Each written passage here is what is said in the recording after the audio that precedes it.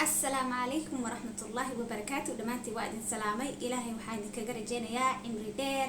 عبادة لما يسترد يا عفمات دان ملكستو جوتان كسو دوادة channel كس أنفع وولاشين صوماليات وشكرين آدن لدهو إن شاء الله سو دوادة هدي أدنو سبتا فضلا أديقو مهدسن لايك سار هدي كهشي شير له أديقو مهدسن سبسكرايب نهانجا إلوبين انت بوا بلاش سيدا لا سعوتيد شيلين مكاغا بحايو ان شاء الله marka maanta waxaan jeclaystay inaan idin la wadaago ilaa 5 qodob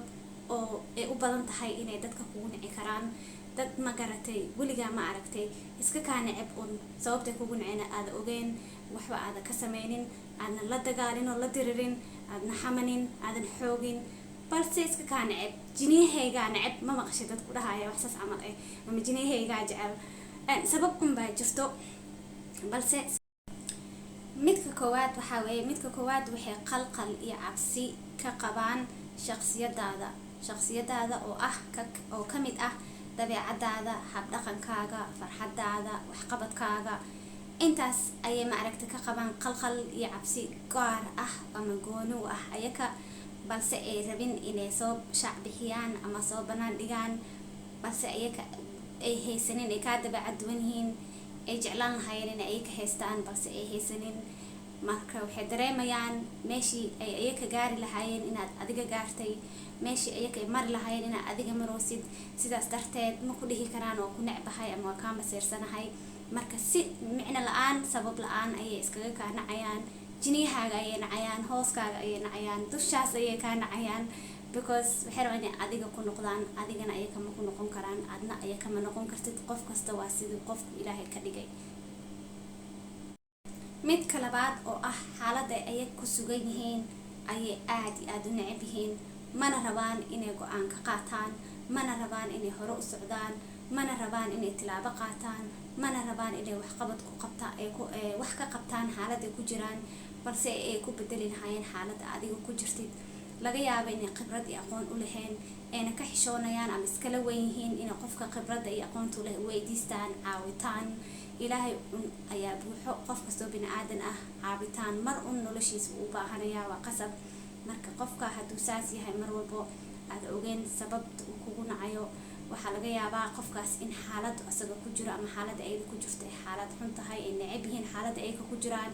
balse ay jeclaan lahayn xaaladda adig ku jirtid hab nololeedkaada waxqabadkaaga waxtarkaaga iyo wixii kaloo la mid ah balse ay ku quurin maasha Allah walaashay ama walaalkay hore u soco guuleyso ama ani waxaan aga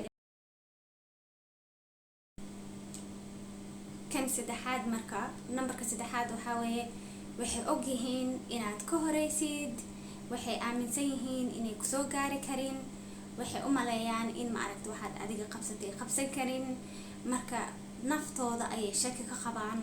marka waxay isleeyihiin waxba ha isku daalinin inaad ka daba tagtid ama baratid ama waxa ay sameeyay waxa asaga sameeyay balse intay ayaga isku mashquuli lahaayeen ayaga waxay ka maqan ay baran lahaayeen ama waxa ay ayaga rabaan ogaan lahaayeen waxay ku mashquulayaan in adiga isnacayb isku bedelaan in adiga lugooyo ku horseedaan in adiga albaab isku dayaan inay ka xiraan balse waxay iloobeen in qof kasta qadarkiisa xaq Ilaahay ka socdo waxba ayaga ay joojin karin waxba ayaga ay ku siin karin Ilaahay ayaa ku siinay waxaad calaf u leedahay waxaad weysiisna Ilaaha ka qaatay laga yaabo in khayr ku ahayn waliga marna ka xumaanin kan afraadna waxa weeye qofkii waxa arkaysaa in uu ku neceb yahay albaabkaas ka soo xiraay wax walba ka soo horjeedo balse ku koobiyeenay hadana wax kasto qabatid ama meel kasto tagtid taagan taas waxay ku tusinaysaa qofka inuu yahay maxaa la dhahayaa inay rabaan inay adiga ku noqdaan balse ay noqon karin adiga sababtoo ah adiga waa adiga ayakana waa ayaka soo marka taas waxay keenaysaa qofka hadda aragtay mar walba waxa soo iibsad kaasoo daba iibsanayo waa qof ma aragtay ku neceb balse ku jecel hadana qiranaynin waxa dareenkaas ay ku qabaan qofkaas qof kastuu noqon karaa ma ahan qof aad kala jinsiyad duwan tihiin qof ma aragtay isku jinsi aad tihiin xataa uu noqon karaa marka siyaabahaas ayaa ku ogaan kartaa micna malahan qof hadduu ku neceb yahay ogow ilaahay mar walba ku jecel yahay because adduunku keenay wuuna ku kan shanaad marka maxaa weeye wuxuu isku bedelayaa quuriwaa waxaas oo dhan markay ku quuri waayaan marka naceeb isku bedelaa marka naceebkan waa quuriwaagin waa naceeb marka waxaa dhacaysa markaas qofkaas xataa nolosha hadday kaa qaadi karaan naceebka markuu bato weynaado way kaa qaadi lahaayeen balse ma awoodaan haddii dhibkaaga ku farxayaan dheeftaaday ka naxayaan maxay ahayd waayo waxba kuuma quuraan marka adiga ogow oo xasuusnow ilaaha ku jecel ilaaha adduunku keenay ilaahana kafaalo qaaday waxaad cunaysid iyo waxaad cuni doonin marna ha ka walwalin wixii dhici doono marna ha isku mashquulinin wixii lasoo dhaafay hore u soco maanta waqtiga la taagan yahay noloshaada qiimo u yeel waxaad ka qaadan karta ka qaado waxaad ku farxi karta ku farax waxaad ku faraxsanayna ku sabar laga yaabo inuu kheyr kuu yahay laga yaabo inaa ilaahay rabo inaa cashir ka baratid laga yaabo ilaahayna waxaas wax ka wanaagsan kuu soo wado noqotid qof sabar leh qof dadaal badan oo hore u marka walaalayaal saaxiibayaal insha Allah saas ayaa idinkaga sii tagayaa intaas ayaa maanta idin soo diyaariyay marka insha Allah waa inoo mar dambe oo xiiso leh haddii eebaha awooda la idmo marka insha Allah waxaa idinka rajeynayaa in aad maaragtay subscribe saartid haddaan ugu cusub tahay haddaad hore noola joogtayna aad iyo aad ayaad u mahadsantahay mar walbo